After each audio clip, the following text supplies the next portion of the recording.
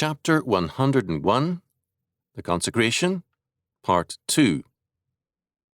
Exodus chapter 29, verses 15 to 28. Thou shalt also take one ram, and Aaron and his sons shall put their hands upon the head of the ram. And thou shalt slay the ram, and thou shalt take his blood, and sprinkle it round about the altar. And thou shalt cut the ram in pieces, and wash the innards of him, and his legs, and put them unto, or upon, his pieces, and unto, or upon, his head. And thou shalt burn the whole ram upon the altar. It is a burnt offering unto the Lord. It is a sweet savour, an offering made by fire unto the Lord. And thou shalt take the other ram, and Aaron and his sons shall put their hands upon the head of the ram. Then shalt thou kill the ram, and take of his blood, and put it upon the tip of the right ear of Aaron, and upon the tip of the right ear of his sons, and upon the thumb of their right hand, and upon the great toe of their right foot, and sprinkle the blood upon the altar round about. And thou shalt take of the blood that is upon the altar, and of the anointing oil, and sprinkle it upon Aaron, and upon his garments, and upon his sons, and upon the garments of his sons with him, and he shall be hallowed, and his garments, and his sons' garments with him.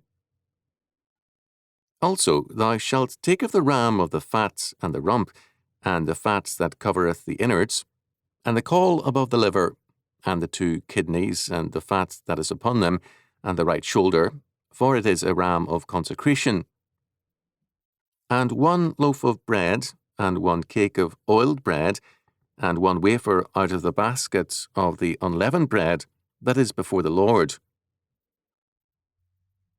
And thou shalt put all in the hands of Aaron, and in the hands of his sons, and shalt wave them for a wave offering before the Lord. And thou shalt receive them of their hands, and burn them upon the altar for a burnt offering, for a sweet savour before the Lord. It is an offering made by fire unto the Lord.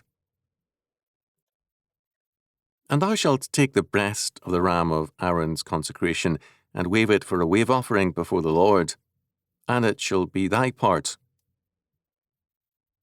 And thou shalt sanctify the breast of the wave offering, and the shoulder of the heave offering which is waved, and which is heaved up, of the ram of the consecration, even of that which is for Aaron, and of that which is for his sons. And it shall be Aaron's and his sons by a statute for ever from the children of Israel, for it is an heave offering from the children of Israel of the sacrifice of their peace offerings, even their heave offerings unto the Lord. Exodus chapter 29, verses 15 to 28.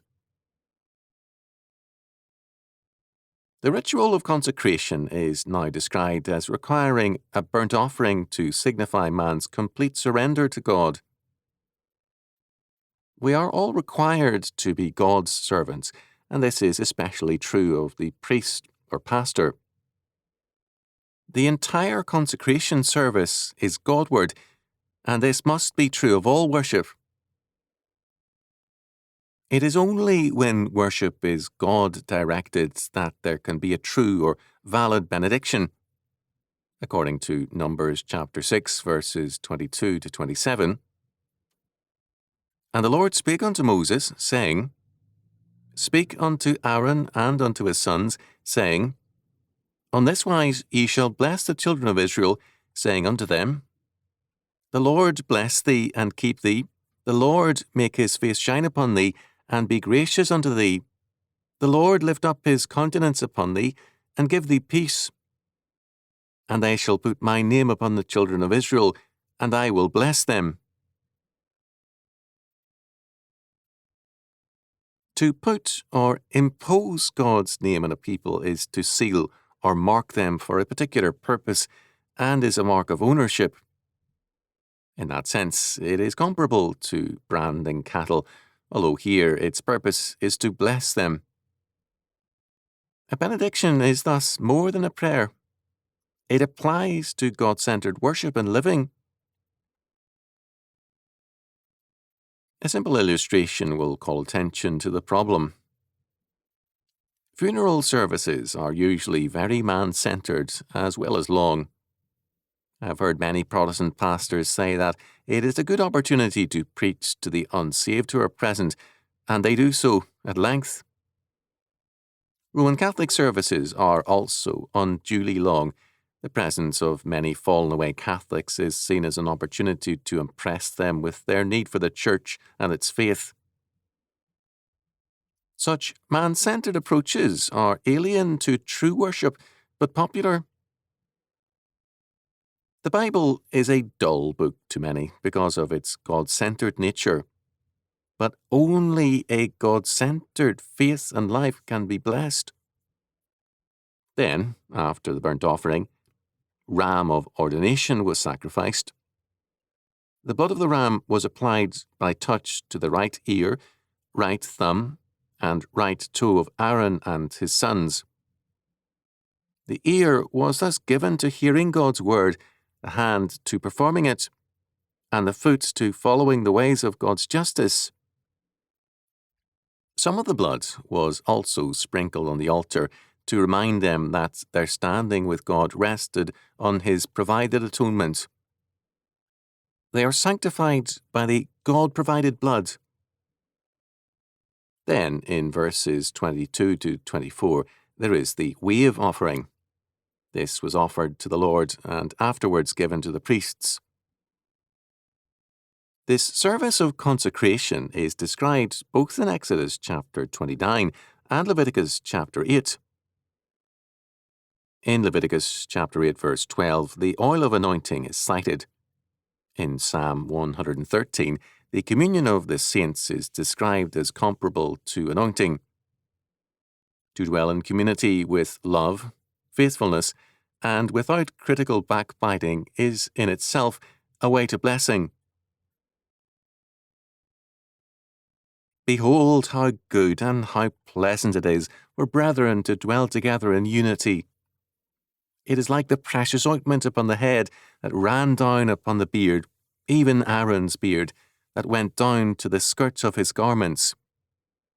As the dew of Hermon, and as the dew that descended upon the mountains of Zion, for there the Lord commanded the blessing, even life forevermore. Psalm 133, verses 1 to 3. In godly peace and unity there is life. The consecration began, verse 14, with a sin offering. Such a sacrifice rested on premises basic to Scripture.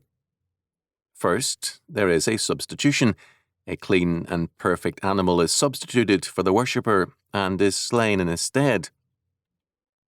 The sacrifice assumes the death penalty and represents Christ who is to come.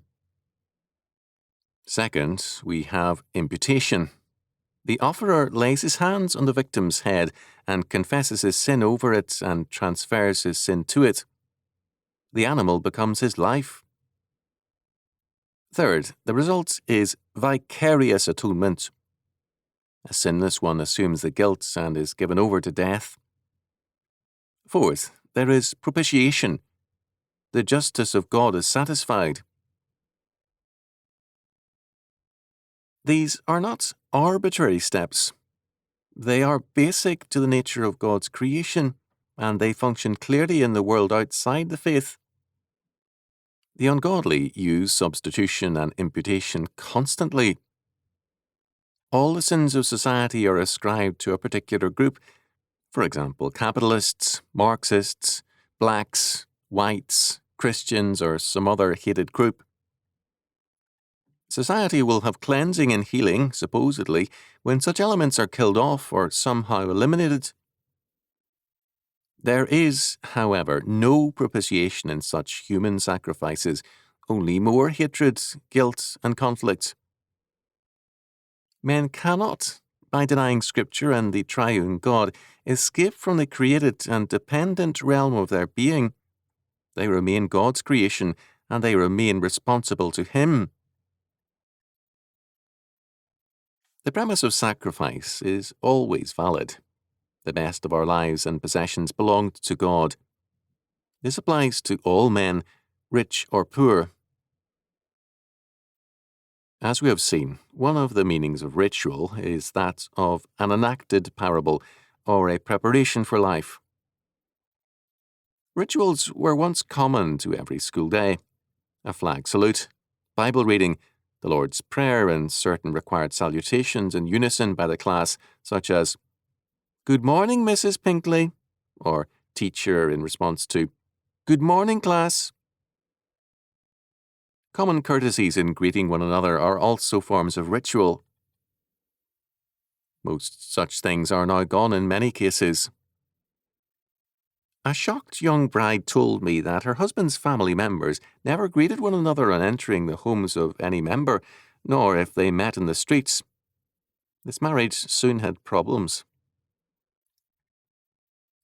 Rituals are preparations for life. To cite another example, a mother and daughter were pointed out to me in one city. Both were attractive women. The mother, perhaps in her late 40s, was an heiress, and her husband was reasonably successful on his own. A maid came in daily to do all the work. The daughter had learned to ride a horse, dance, and look attractive. She had never once made a bed, cleaned her room, washed the dishes, or done anything useful in the house. On marrying a fine young man, she was horrified, insulted, and outraged at being asked to cook and keep house. When the house quickly became filthy, she left the marriage in anger and returned to her mother. The necessary rituals of daily life had never been taught to her. Many such incidents can be cited. Education is a ritual of preparation, as is homemaking. Children are now routinely deprived of such things, with deadly results for family life in later years. The ritual of worship prepares us for life during the week by empowering us with the faith. True worship is God-centered, and hence it does not try to appeal to man's tastes and interests. In my university days, I knew a few students who attended a quote-unquote church whose services were seen as innovative and interesting. These might be one morning a film review, another interpretive dancing, another an ACLU speaker, still another a book review of John Steinbeck's Grapes of Wrath, and so on. The students were entertained, not changed. The modern view is that ritual is meaningless. Children supposedly do not need the daily drills and disciplines that order life, and adults are mature enough, we are told, to do without them. We should not be surprised that the results are empty lives.